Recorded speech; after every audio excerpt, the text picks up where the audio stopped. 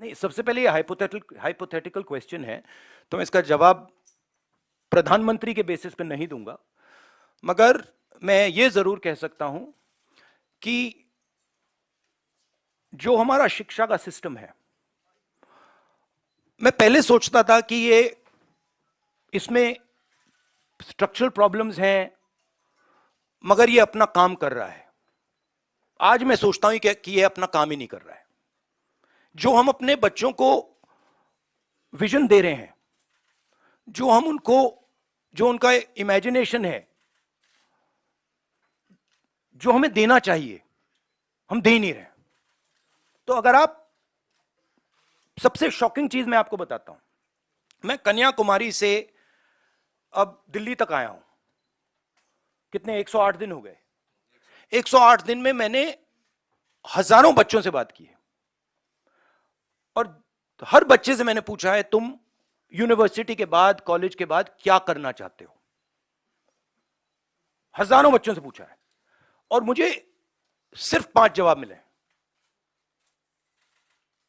मतलब एक लड़की ने मुझे कहा कि मैं अपना छोटा बिजनेस चला रही हूं, और एक लड़के ने कहा कि मैं मैकेनिक बनना चाहता हूं।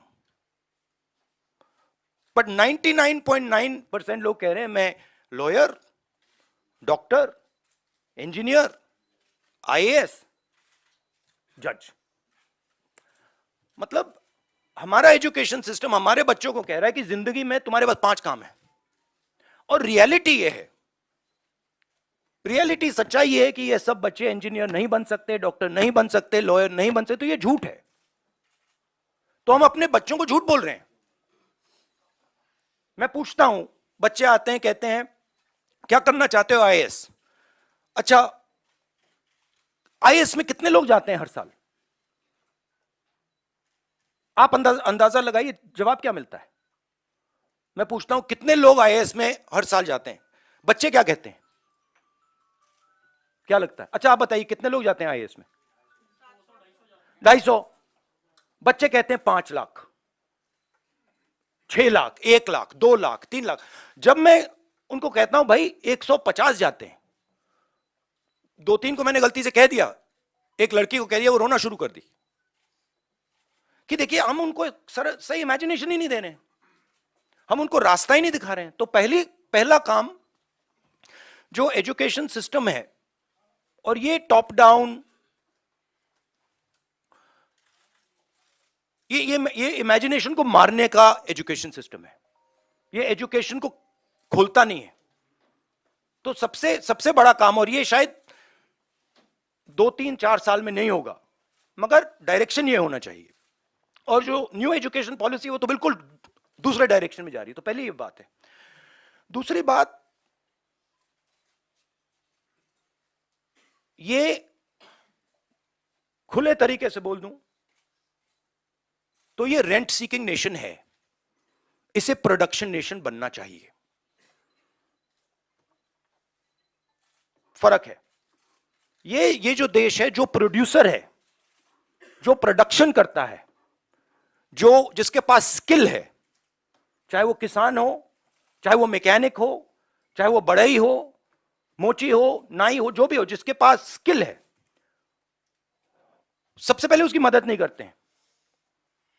तो दूसरी बात, उसकी स्किल को डिस्ट्रॉय करने की कोशिश करते हैं, और उसको, मतलब जो उसकी स्ट्रेंथ है, उसको मार मार के उससे निकाल देते हैं। और बिना स्किल की रिस्पेक्ट किए ये देश कभी अपने युवाओं को रोजगार नहीं दे सकता है। सिंपल बात है। तो दूसरी चीज ये है। तीसरी चीज है कि, और ये मैं थोड़ा जो बॉर्डर पे हो रहा है उसके बारे में कहना चाहता हूं। जो देश में हिंसा है, नफरत है, केओस है, इसका असर, इसका इफेक्ट दूसरे देश देखते हैं और उसका फायदा उठाते हैं। हमारी जो कंफ्यूज्ड फॉरेन पॉलिसी है, जो एक प्रकार से event based non strategic foreign policy है, उससे हिंदुस्तान को जबरदस्त नुकसान हो रहा है। और बहुत भारी चोट लगेगी।